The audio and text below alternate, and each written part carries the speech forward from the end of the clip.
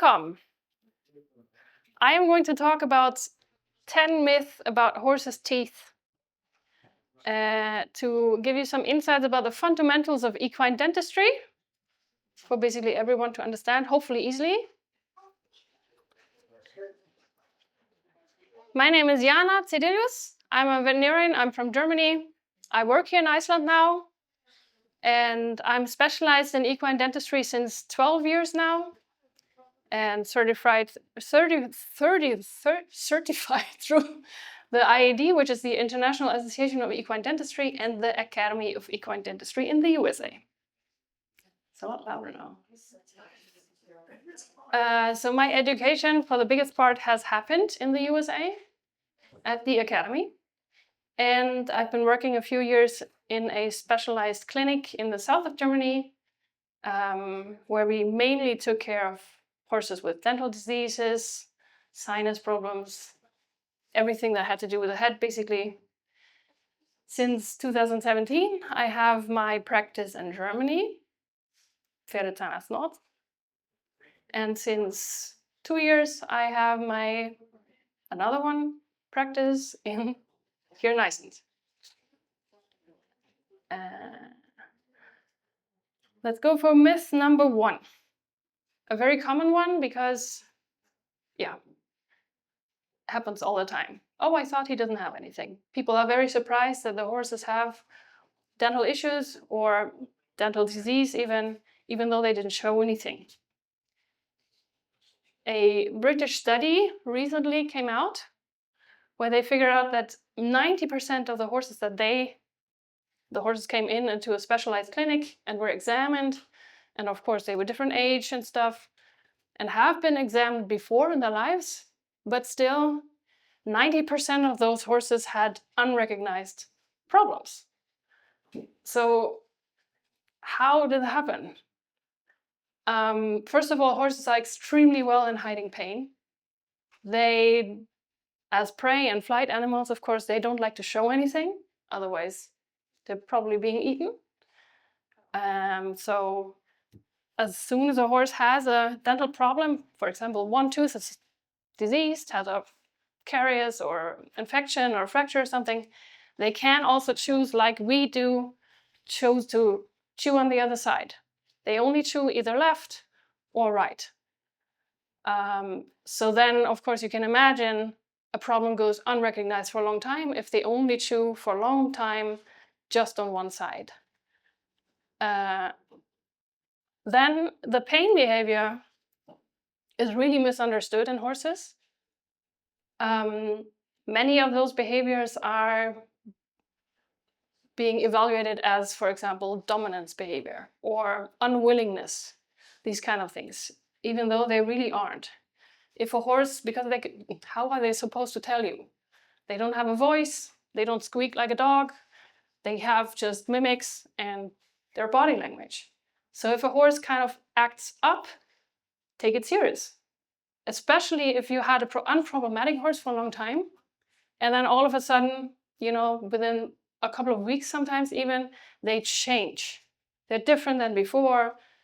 They become, we call it difficult. They're having a difficult time. They're not giving you any. So the third thing is the lack of knowledge still. Equine dentistry is still a very young field. It was, I think, the 70s, 80s, where we started to develop good sedatives, good medicine to sedate a horse. Before that,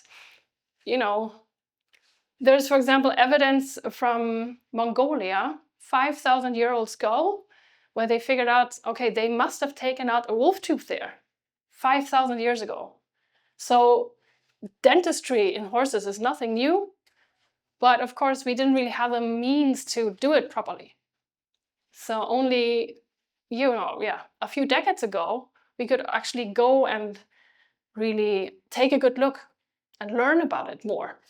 So it's still in development, and science is often a lot quicker than books. So until things make it into books and into the university and into common knowledge, that takes a long time. So there are, fortunately, lots of specialized veterinarians and just people that know their stuff around by now, and it's getting better and better, but it's still not enough. So before you say my young horse, especially for young horses that goes, my horse is naughty and just needs to learn who's boss, please think twice, and maybe he has a problem. And also it can not just be dental issues, it could be anything. Anything that can be painful. So typical dental symptoms are under the saddle. Very typical actually is when they are gaping, like opening their mouth excessively or very often, repetitively, and they really, their facial expression is really like unhappy actually. Tongue play, or these tongue problems, sticking out the tongue a lot to one side only, tongue over the bit, all these things are very often dental related. Chewing on the bit, just chewing like a maniac, grinding their teeth.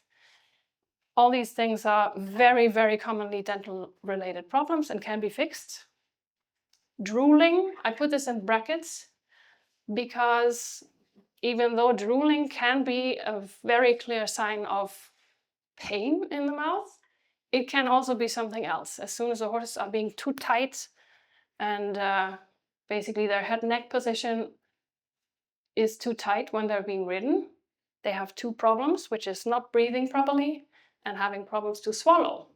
So they don't really swallow their saliva and just let it kind of run out. And also they have these salival glands that produce the saliva. They are like here in the, corner of the neck, and they're being pushed as well. So they're excessively drooling sometimes. And this is not a good sign of riding very well. This is usually just give them a little bit slack, or maybe they have a dental problem, things like that. Head shaking, being behind the bit is actually a very clear sign of having some sort of problem. They just figured out, oh my God, as soon as I go behind the bit and take the pressure off, people leave me alone. So this is almost, I don't want to say always, because there's no always on earth, but many times this is dental related and can be fixed.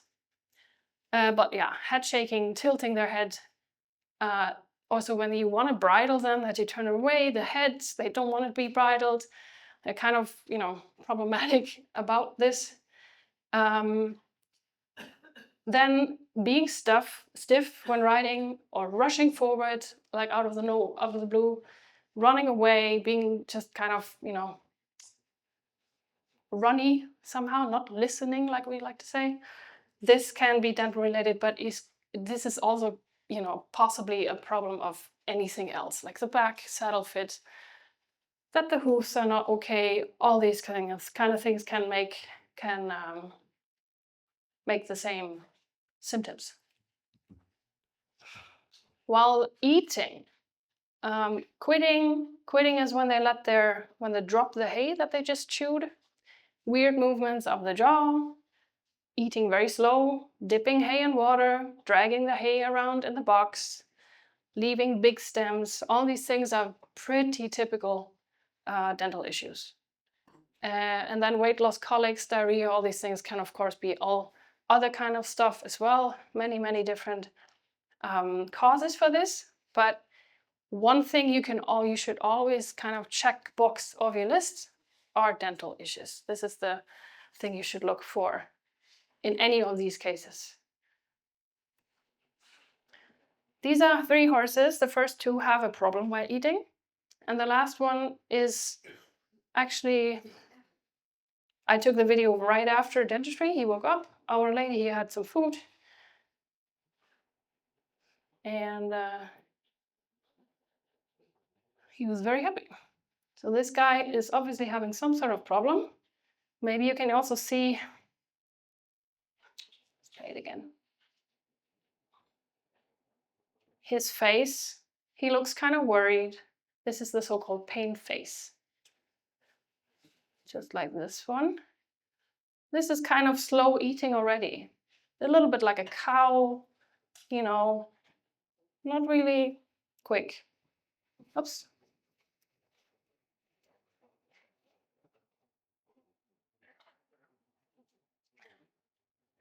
And then this guy. He's just eating like a maniac all of a sudden. I mean, this is very quick, to be honest. This sometimes happens when they just had dentistry and they're just like, oh my God, I'm eating everything now, you know. This is a typical, well, that was an extreme case, to be honest, but this is what it can look like if your horse is dragging the hay around the box. This is a knot, especially if they only have like meals, 3 times a day or something.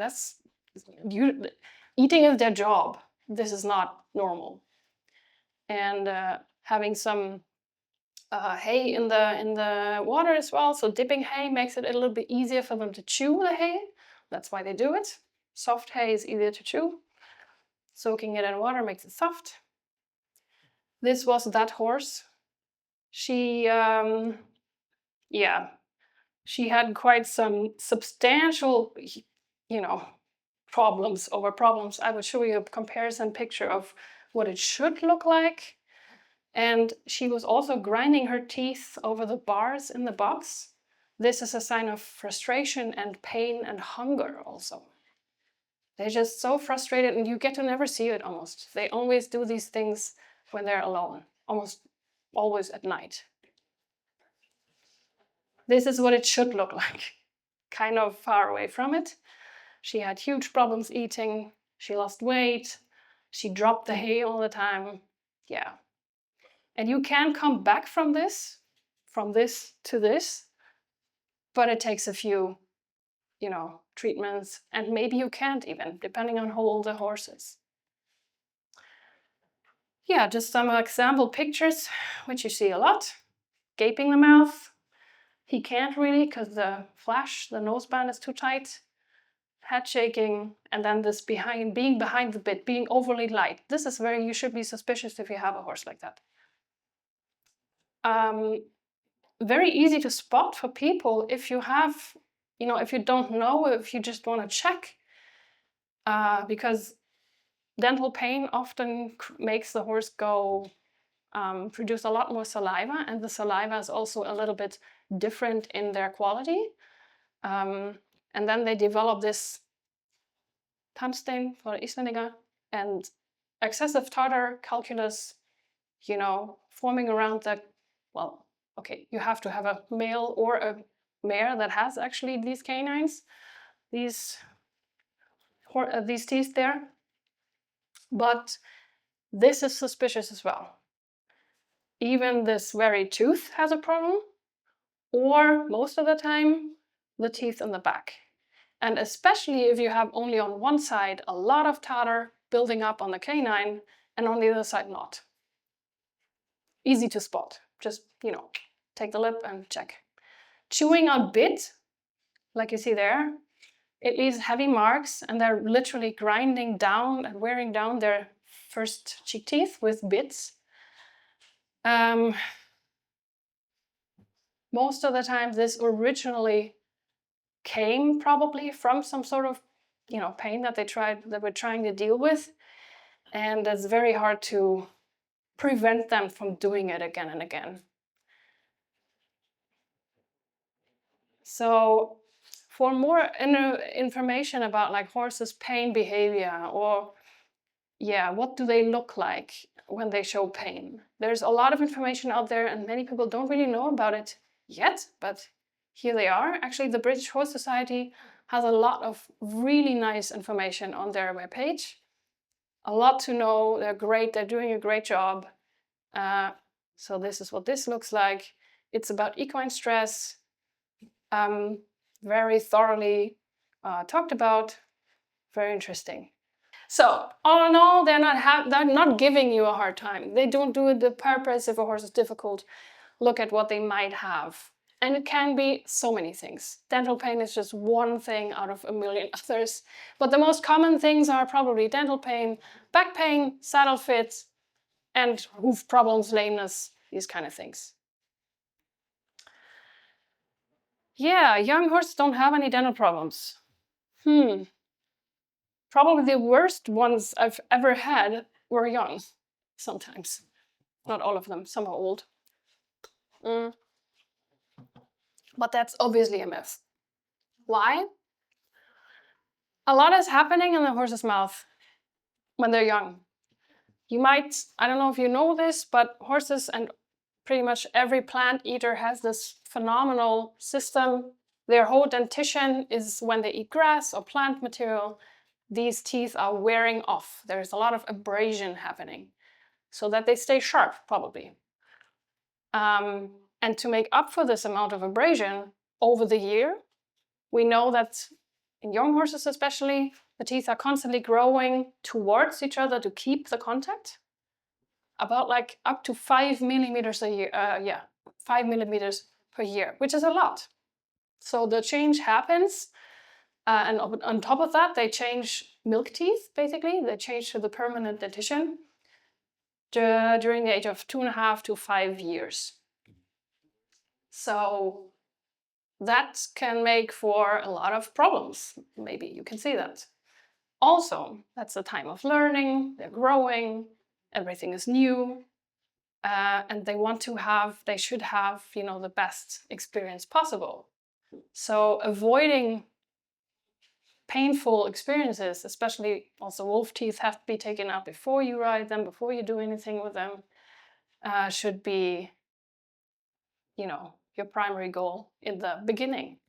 The beginning is mainly, learning new things and just creating a good bond with humans.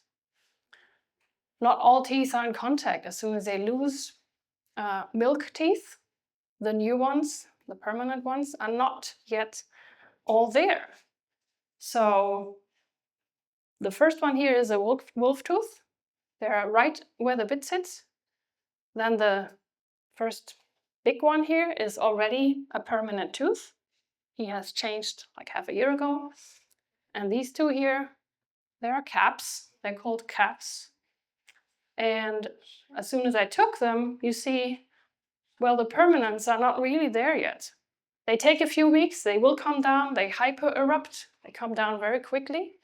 But still, this is a time where the horse literally has like only half of their occlusion, half of the contact to eat.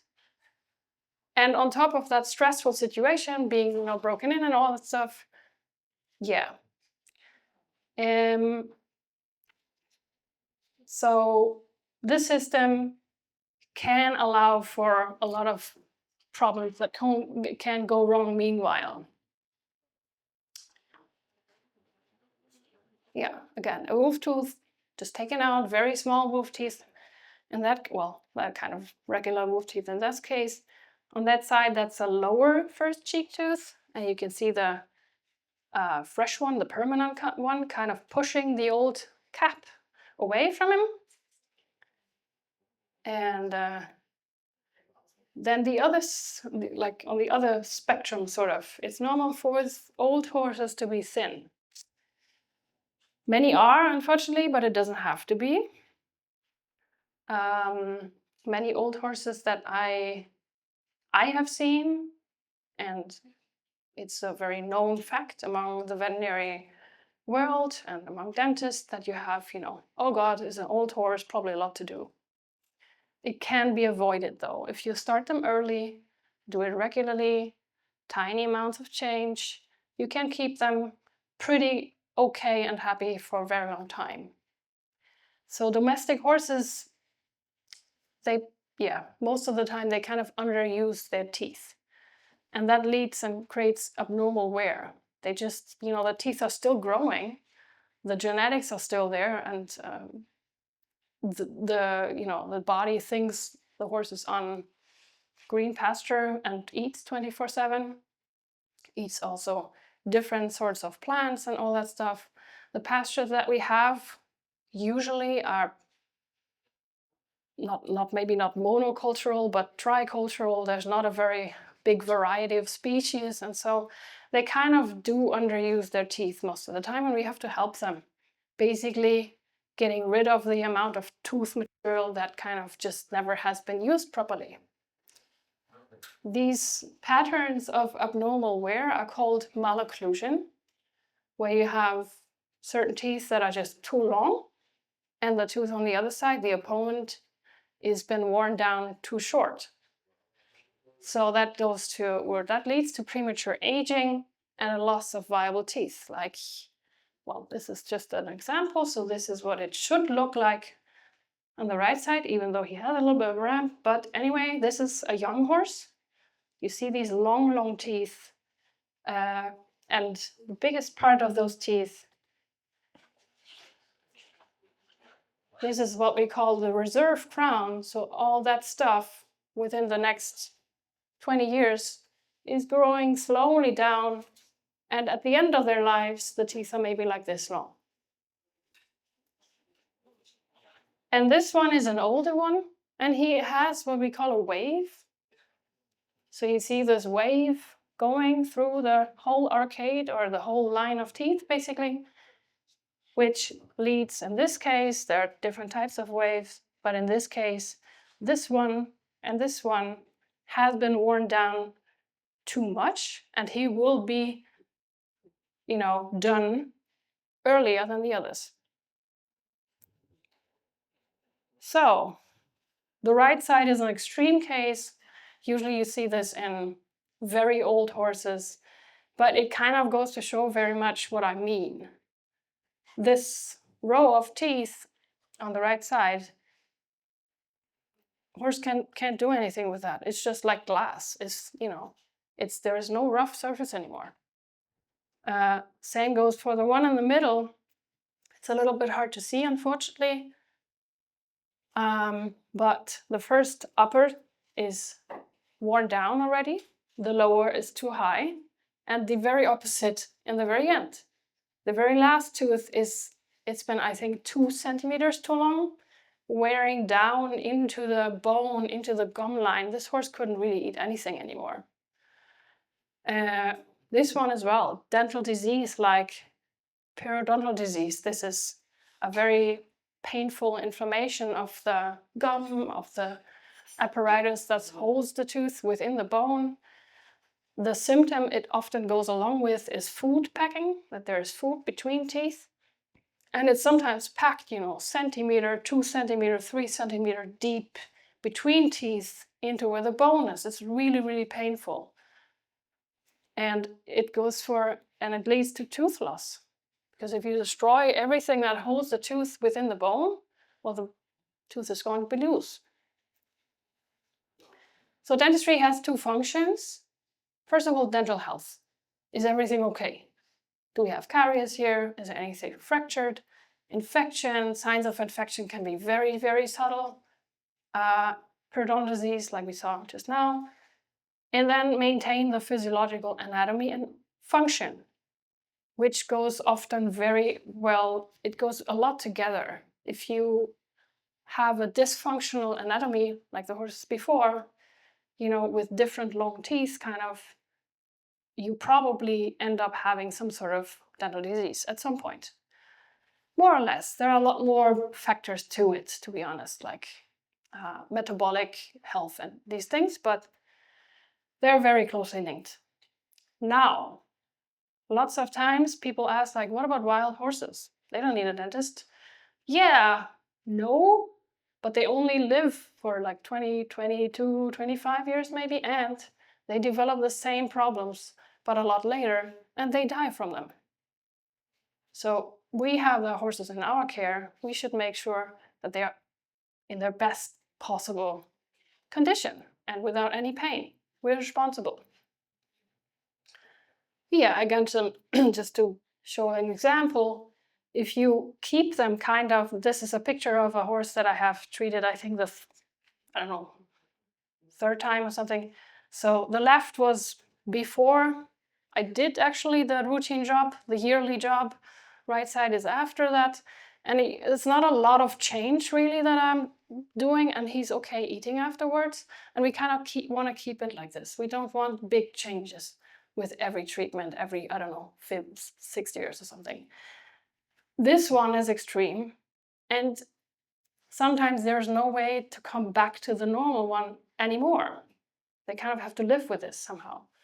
It is doable. You can certainly better their life to a great degree, but it's a shame somehow. And then just a very extreme case of food packing, very deep pockets, all those teeth were mobile and loose. Not necessary. Yeah, my horse is a slow eater. He probably just enjoys his food. I hear that a lot, funny enough. I don't know why. No. Just no. Eating slowly, horses are natural eaters. They're natural born. That's their job. Eating and eating. So chewing slowly very, very, very, very often is dental related. Funny enough, not so much with like infection or something. That's what many people think. It's more of the problem of like I showed you, the wave that creates a lot of punctural pressure in areas that are then painful to eat with. Other problems can be, of course, I mean, it's not always one thing. Never on earth is anything just one thing. So problems with the TMJ, which is the joint, you know, that we all have to chew with, problems of the tongue bone, the hyoid, or the tongue itself can be, of course. But you should have, if a horse is chewing slowly, especially if it's maybe also drooling a lot or something, you should have a look in the mouth, or have somebody look. Very, very rare are things like tetanus, you know. That's actually in Iceland there was just one case, and luckily I think the horse survived, but that's extremely rare. Mostly the horses are being vaccinated, so nothing happens. Taking a lot of breaks can also mean that you find that the horses just take a lot more time. You have one in the stable that's just like, oh my god, when is he finally done? Probably he's chewing slowly and, you know, trying to find the finest hay and just, you know, not getting anywhere. Or he's taking a lot of breaks, could also be. Can be dental related. It's like 50-50, I would say, dental related, or gastric ulcers. That is a very common, although gastric ulcers can have like no symptom at all also. More often than it should be. Fever, colics, of course. Anything that is somehow related to gastrointestinal tract can make them eat slow or not eat at all.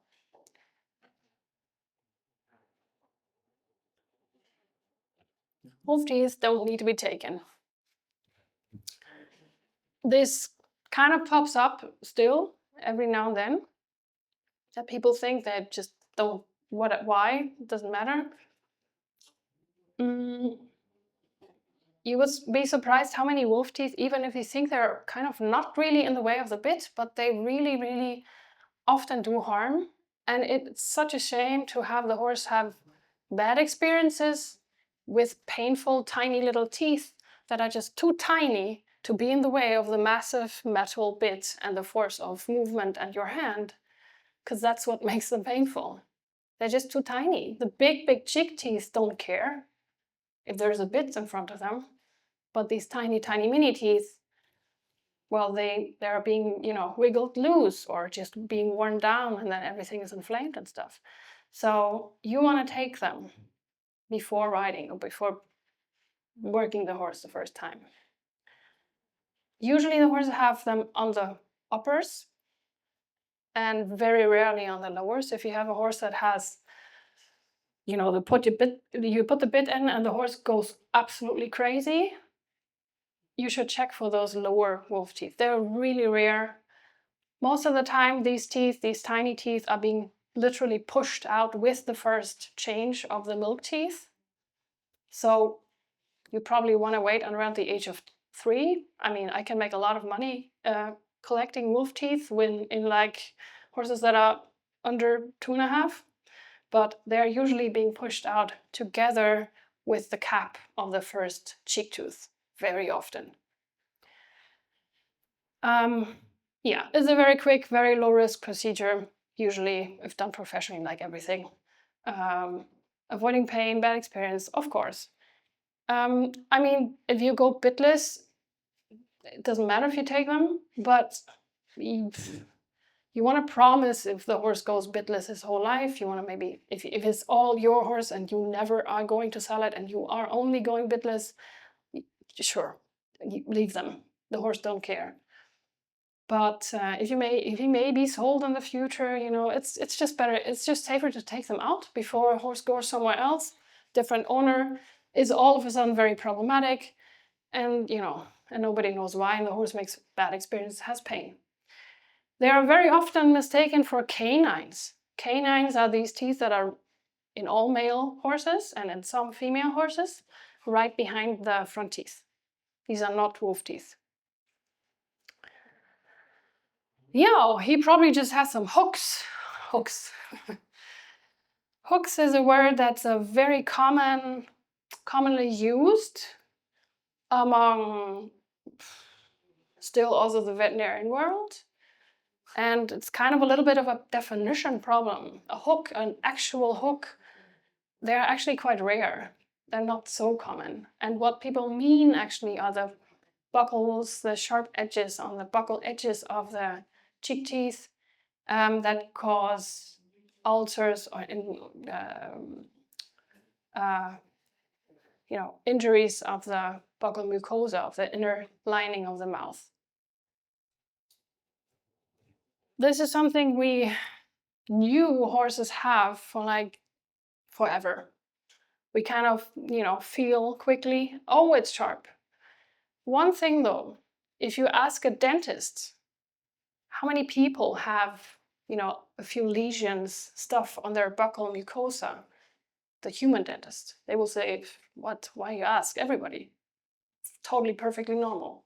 So we do consider it as very important to take these sharpnesses off because we think they create such a problem, but they probably actually don't.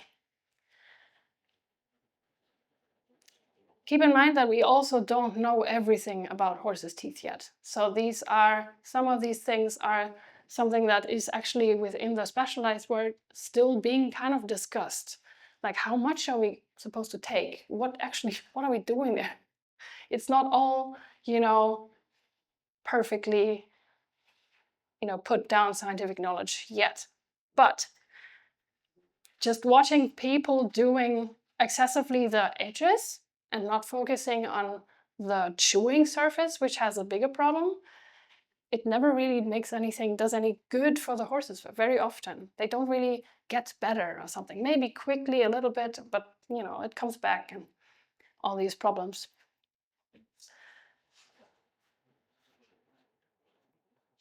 So yeah, sharpness is extremely overrated, to be honest. And horses in good functional occlusion, they don't really get that sharp. And a little bit sharpness is probably fine.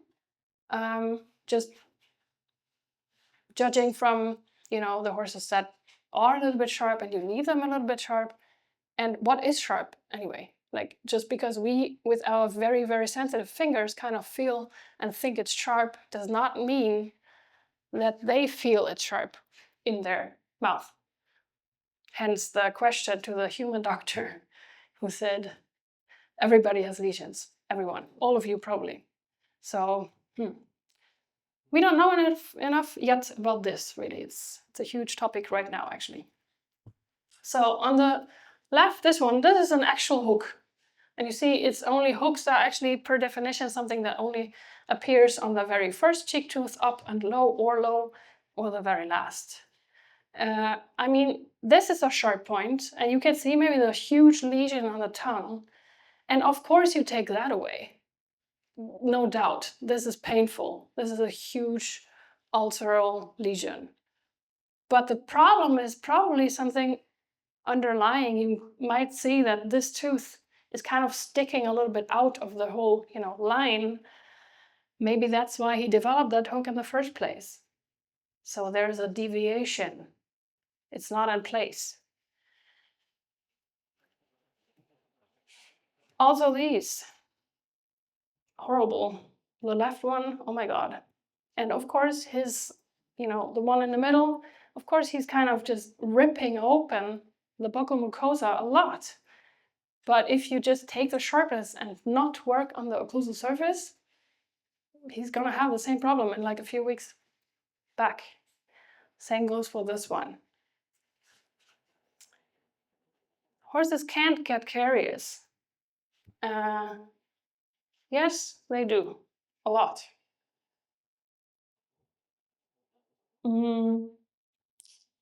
This is probably the most severe case I have ever seen. I think other have seen worse. And it is literally that the sugar in food, and it has to do with sugar, not always. This is a form of caries that has to do, probably. There's still ongoing science around it, but it's very, very, very likely that it has to do with sugar or acid in the food. And sugar, as we all know, is turned into acid when we eat. It goes the same for us. Caries needs time and sugar. So the food that I'm talking about is not necessarily grain or pellets, is hay or grass. The one that they actually are in contact all the time. This is a very new thing being discussed, so I don't want to talk too much about it. But when I see those horses, I do recommend, or at least talk a little bit about what are they eating, what kind of pasture are they on, knowing fully well that you can't almost never kind of change much about it, because I mean, you can't all of a sudden put your horse on a very different pasture or choose from the million different types of hay because it's so much hay out there. Not possible. But you can see how it possibly can be a problem in that case. Most of the cases, though, look like this. That is just healthy and normal, because it affects this one actually affects only, most of the time, only the walls of the tooth. In this case, it was actually eating away also the occlusal surface. Infundibular caries is a little bit different. Normal horse, diseased.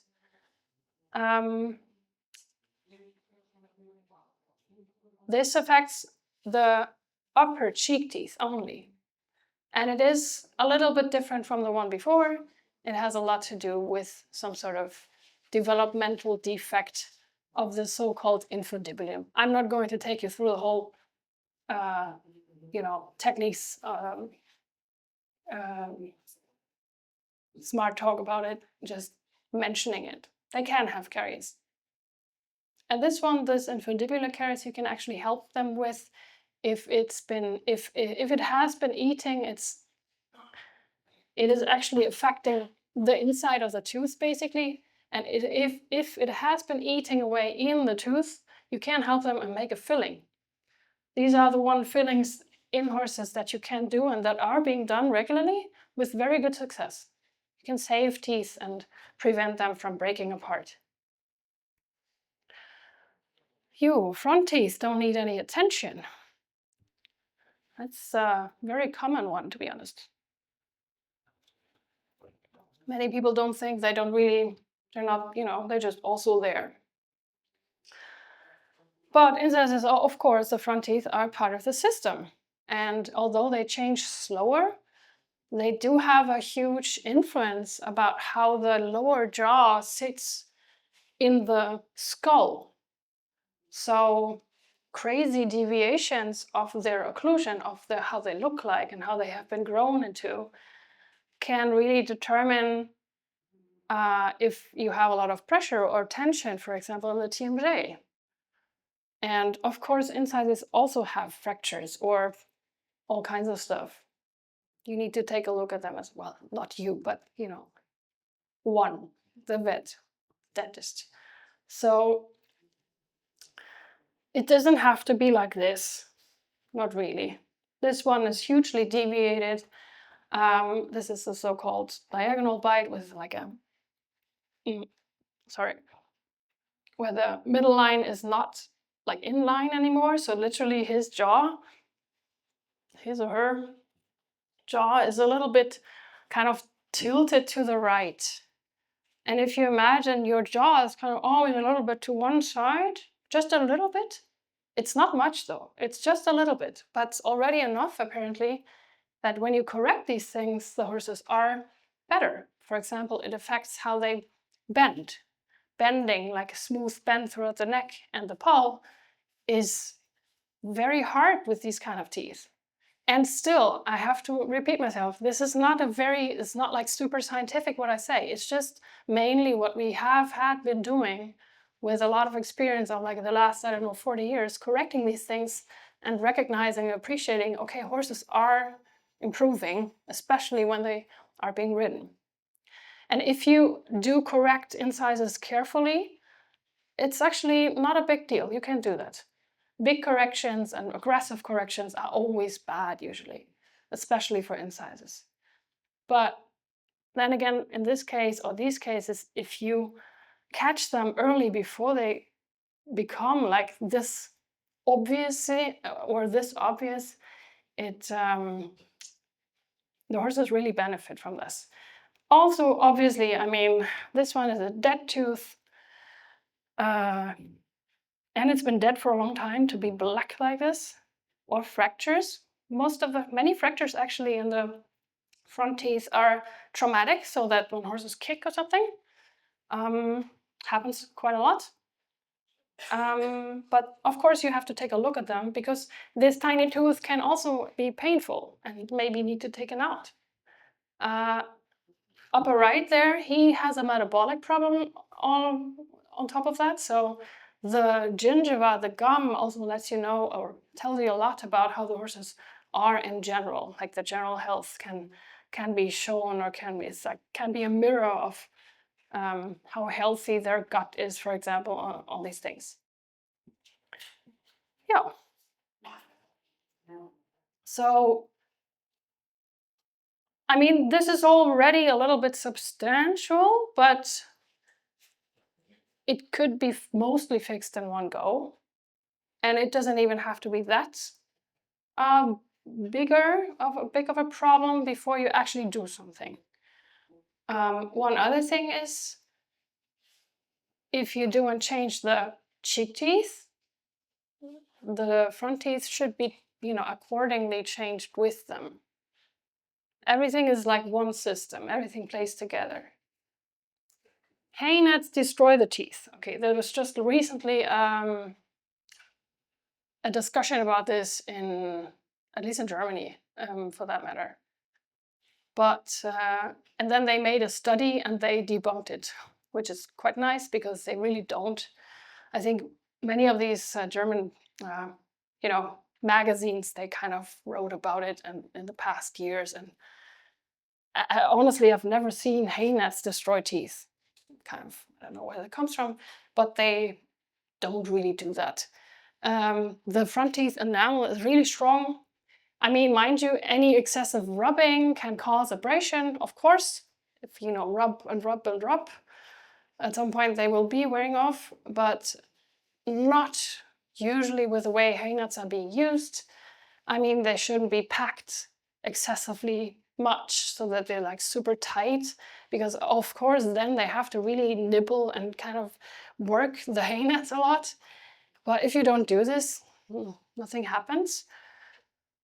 I love these Haynet pillows. They're out there since a couple of, I don't know, years probably. So they're on the ground and the horses kind of really obviously act as if they were grazing. I love this. Anything that can slow down the feed time is good for them. And also for the dental health. Chewing, like eating for a long time, tiny amounts is a lot better than eating, and just gobbling the hay up as it is lying there. Just loose hay being done and finished in like an hour. Hay nets though have or can cause a lot more problems, for example, for the neck or the back. This is something you should keep in mind as well. If they're hanging really loose, the horses are kind of grabbing them and then they swing around and the horses are kind of going with this movement all the time in the same position. Well, this is probably going to be detrimental for neck and back and these things on the long run. Not for like a day, but on the long run it is.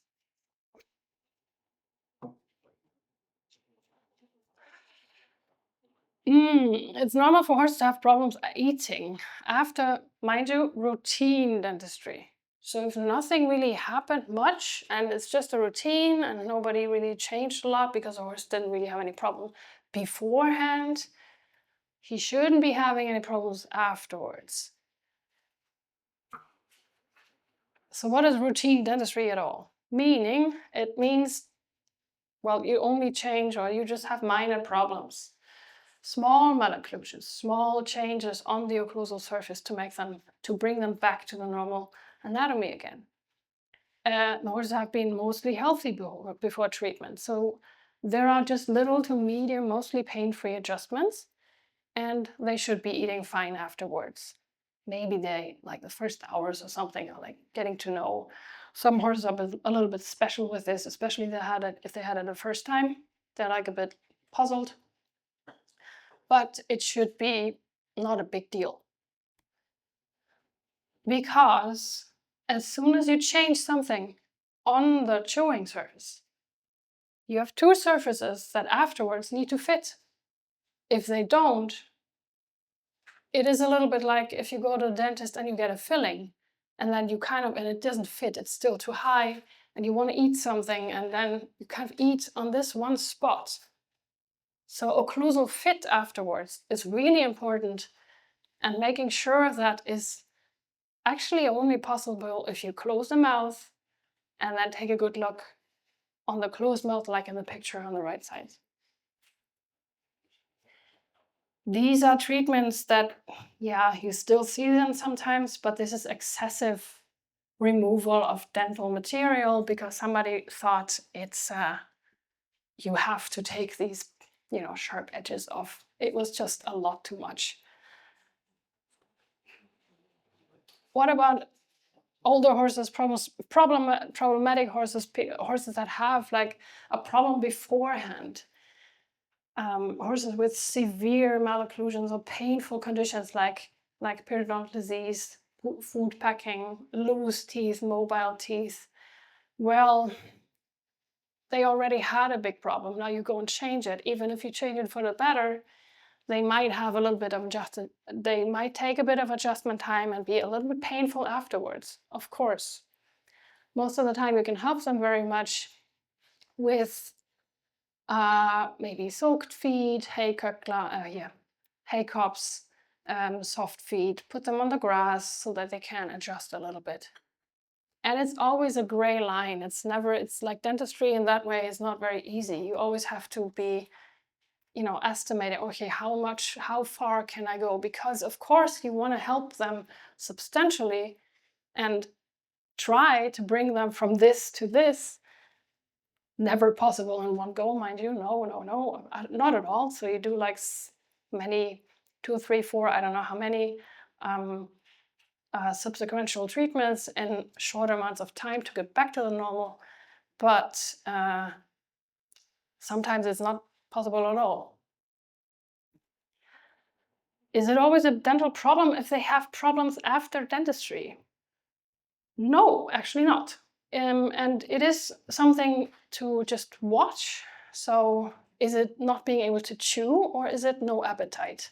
Because if you had, for example, a horse with gastric ulcers before, you didn't know he had them though, dentistry can be stressful, especially if they had problematic teeth and everything was just super stressful. I mean, I always sedate them to reduce the stress as much as possible, but you can still create or flame up the gastric ulcer situation.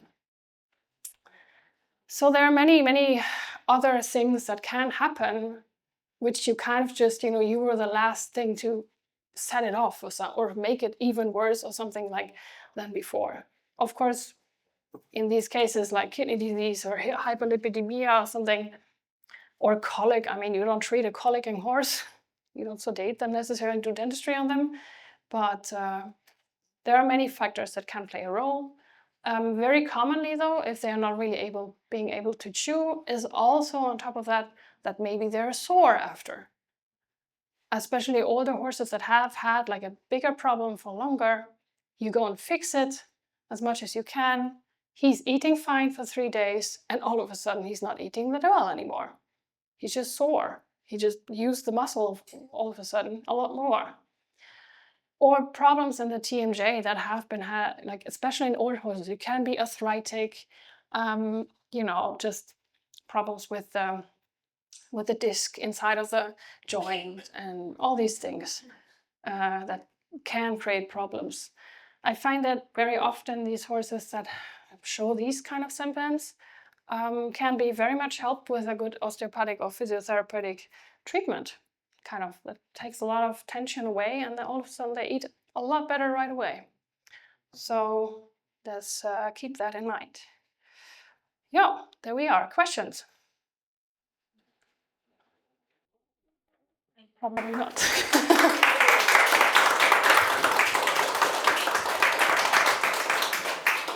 Well, if you have any questions, I mean, I have a booth up there in the market tent with Charlotte, my skull. I have a horse, like a dead horse. And so if you want to know anything more about it, you can just go and ask. Come and ask. Thank you.